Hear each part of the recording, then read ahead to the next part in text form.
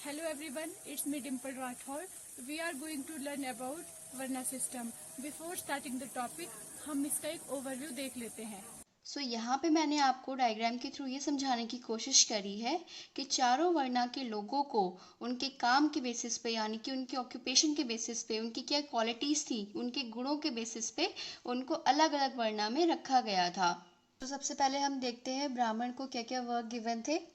इनका काम था प्रीस्ट का, स्कॉलर्स का, टीचर्स का, यानी कि ये मंदिरों में पूजा पाठ करते थे, यज्ञ करते थे। और स्कॉलर्स यानी कि बहुत ज़्यादा विद्वान होते थे ये लोग, इनके पास वेदों का सारा ज्ञान होता था। और ये टीचर्स का काम भी करते थे, यानी कि लोगों को नॉलेज इम्पार्ट करते थे। कैसी नॉलेज? वेदास की नॉलेज, स्पिरिचुअल नॉलेज। और ये चाहते थे कि जो आने वाली जनरेशन है उनको भी वेदास की नॉलेज मिले, सो इसलिए ये टीचर्स का काम करते थे।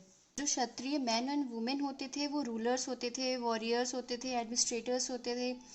बेसिकली ये सेना तैयार करते थे, युद्ध लड़ते थे और लोगों की रक्षा करते थे।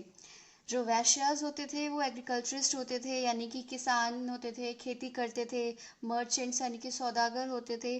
कमर्स वर्क यानी कि व्यापार करते थे, लोगों को पैसा देते थे और लोगों के लिए गिफ्ट्स लाते थे ये। सो बेसिकली यही काम होता था इनका। शूद्र जो होते थे ये लेबर्स होते थे और बाकी के तीनों वर्णास को ये सर्व करते थे। अभी हमने देखा था कि बाकी के तीनों वर्णास के लिए नौकर का काम करते थे। सो इन चारों वर्णास के कुछ रूल्स एंड रेगुलेशंस थे मैरिजेस को लेके। लाइक जो ब्राह्मण थे उनको अलाउ था कि वो क्षत्रिय वुमेन, वैश्य वुमेन से मैरिज कर सकते हैं।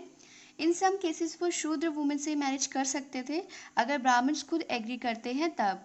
जो क्षत्रियास थे उनको अलाउ था कि वो ब्राह्मण, वैश्य, शूद्र किसी भी वर्ण में मैरिज कर सकते थे।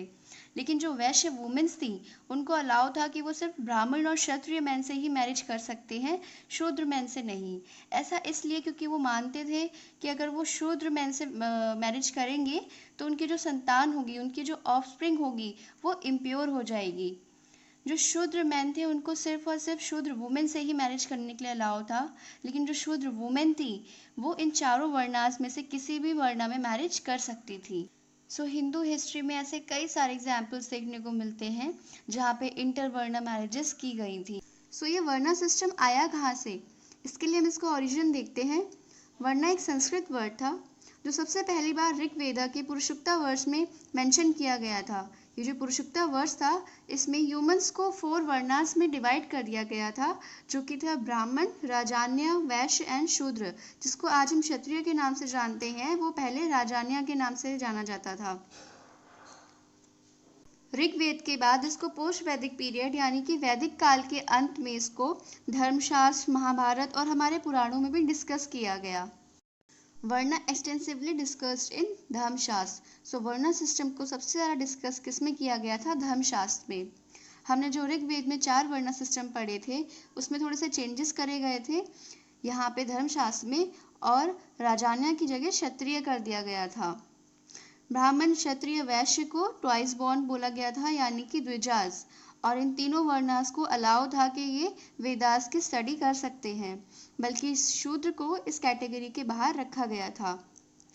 अनटचेबल्स यानी कि आउटकास्ट उन लोगों को बोला गया था धर्मशास्त्र में जो बहुत ही ज़्यादा बर्बर होते थे, अनैतिक काम करते थे या फिर पाप करते थे, उन लोगों को अनटचेबल्स बोला गया था यहाँ पे। धर्मशास्त्र के बाद महाभारत में भी वर्णा सिस्टम को डिस्कस किया गया। इसमें वर्णास को कलर और बिहेवियर के बेसिस पे डिवाइड किया गया। कलर जैसे कि ब्राह्मण्स वाइट होते हैं, क्षत्रिय रेड होते हैं, वैश्य येलो होते हैं और शूद्र को ब्लैक बोला गया। इस पे एक प्रसिद्ध साधु ने क्वेश्चन किया कि सबका खून तो लाल होता है, फिर इनको कलर के बेसिस पे डिवाइड क्यों करना? महाभारत में ही इसको फिर बिहेवियर के बेसिस पे डिवाइड किया गया और बोला गया कि ब्राह्मण्स का बिहेवियर कैसा होता है कि ये सत्यवादी होते हैं, ऑस्टेरिटी यानी कि बहुत तपस्या करते हैं, प्योर कंडक्ट यानी कि शुद्ध आचरण के होते हैं। और क्षत्रियास का बिहेवियर कैसा होता है? एंगर यानी कि गुस्से वाला, प्लेजर इनको आनंद बहुत पसंद होता है, बोल्डनेस यानी कि साहसी होते हैं क्षत्रिय। वैश्य को कैसा बोला गया? ये कैटल रेयरिंग, इनको पशुपालन का काम बहुत पसंद होता है। शूद्रास फॉन्ड ऑफ वायोलेंस, इनको हिंसा पसंद होती है। ग्रीड यानी कि लालची होते हैं और इम्प्योरिटी यानी कि अशुद्ध होते हैं। और महाभारत का ही पार्ट है भगवत गीता, जिसमें वर्णास को किस बेसिस पे रखा गया था, उनके गुणों के बेसिस पे, यानी कि उनका नेचर कैसा है। ऑल्सो इनकी ड्यूटीज़ और क्वालिटीज़ को भी डिस्क्राइब किया गया था भगवत गीता में। सो ब्राह्मण्स में कौन कौन से गुण होते हैं? Control of mind and senses, ये अपने माइंड और सेंसेस पे भी कंट्रोल करना जानते हैं। तपस्या करते थे बहुत ज़्यादा, ये प्योरिटी, शुद्ध होते थे। नॉलेज, बहुत ज़्यादा ज्ञानी होते थे, वेदों का ज्ञान होता था। फॉरबियरेंस यानी कि सहनशीलता होती थी इनमें। क्षत्रियास की क्या क्या क्वालिटीज थी? Boldness, not flying from battle, युद्ध से भागते नहीं थे ये। फोर्टिट्यूड यानी कि बहुत ज़्यादा धैर्य होता था इनमें। और प्रॉज यानी कि बहुत ज़्यादा स्किलफुल होते थे, कौशल होते थे। वैश्यास की क्या क्या क्वालिटीज थी? एग्रीकल्चर, कैटल रेयरिंग, ट्रेड, व्यापार करते थे ये। पशुपालन, खेती बाड़ी का काम करते थे। और शूद्र, ये सर्विस करते थे, यानी कि बाकी वर्णास के लिए ये सर्वेंट का काम करते थे। सो हमने देखा इसका ओरिजिन कैसे हुआ। पहले ये ऋग्वेद में, फिर धर्मशास्त्र में, फिर महाभारत में और फिर भगवत गीता में इसको डिस्कस किया गया।